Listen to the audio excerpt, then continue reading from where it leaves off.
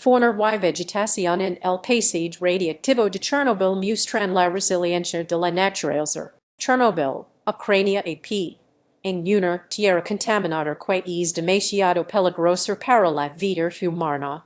Los caballos más salvajes del mundo vagan en libertad.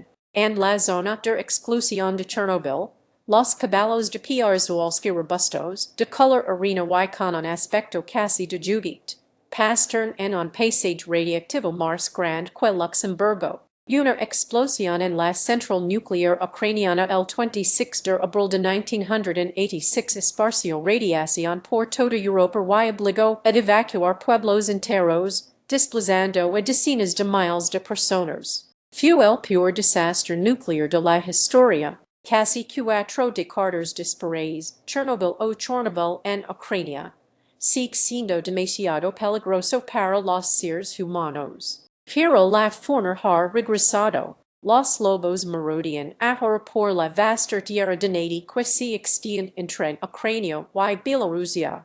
Y los osos pardos han vuelto tras más de un siglo. Las poblaciones de lince, alce, ciervo rojo, e incluso joyas de perros que deambulan libremente se han recuperado. Los caballos de Przewalski, originarios de Mongolia y que en su día estuvieron al borde de la extinción, fueron introducidos aquí en 1998 como experimento, conocidos como Takai en Mongolia espíritu. Estos caballos se distinguen de las razas domésticas. Tienen 33 pairs de cromosomas frente a los 32 de los caballos domesticados. El nombre moderno proviene del explorador ruso que los identificó formalmente por primera vez. Read more el hecho de que Ucrania tenga ahora una población que vive en libertad es una especie de pequeño milagro, afirmó Denis Vyshytsky, principal científico de naturaleza de la zona. Vyshytsky explicó que, sin la presión humana, partes de la zona de exclusión se ven ahora como los paisajes europeos de hace siglos. La naturaleza se recupera relativamente rápido y de manera eficaz, añadió. La transformación se ve por todas partes. Los árboles atraviesan edificios abandonados. Las carreteras se desvanecen en el bosque y señales soviéticas desgastadas se alzan junto a cruces de madera inclinadas en cementerios cubiertos de maleza. Cámaras ocultas muestran que los caballos se han adaptado de formas inesperadas. Buscan refugio en graneros en ruinas y viviendas desiertas que usan para escapar del mal tiempo y de los insectos.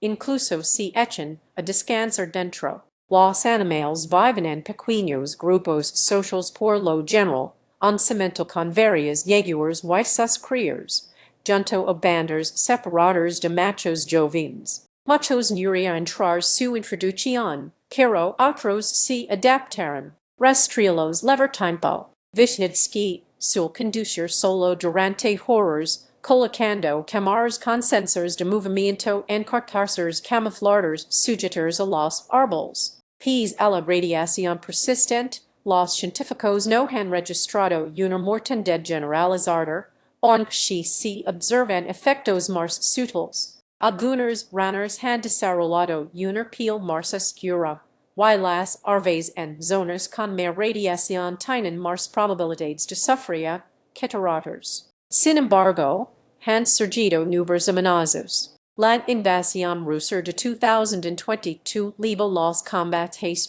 la zona de exclusión cuando las tropas avanzaban hacia Kiev, excavando defensas en suelo contaminado. Incendios vinculados a la actividad militar arrasaron bosques. Los duros inviernos en tiempos de guerra también han pasado factura. Los daños en la red eléctrica llegaron a las áreas gestionadas de los alrededores sin recursos, y los científicos reportan un incremento de los árboles caídos y animales muertos, víctimas tanto de condiciones extremas como de fortificaciones construidas a toda prisa. La mayoría de los incendios forestales son causados por drones derribados. A veces tenemos que recorrer decenas de kilómetros para llegar hasta ellos, explicó Oleksandr Polishuk, dirige una unidad de bomberos en la zona. Los incendios pueden devolver partículas radiactivas al aire. Hoy, la zona no es solo un refugio accidental para la vida silvestre.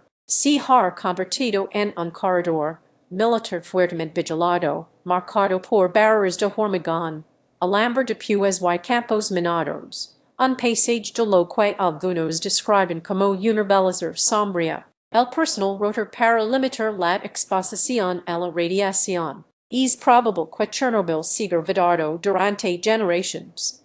Demasiado peligroso para las personas, pero lleno de vida. Para quienes trabajamos en conservación y ecologia, es una especie de maravilla.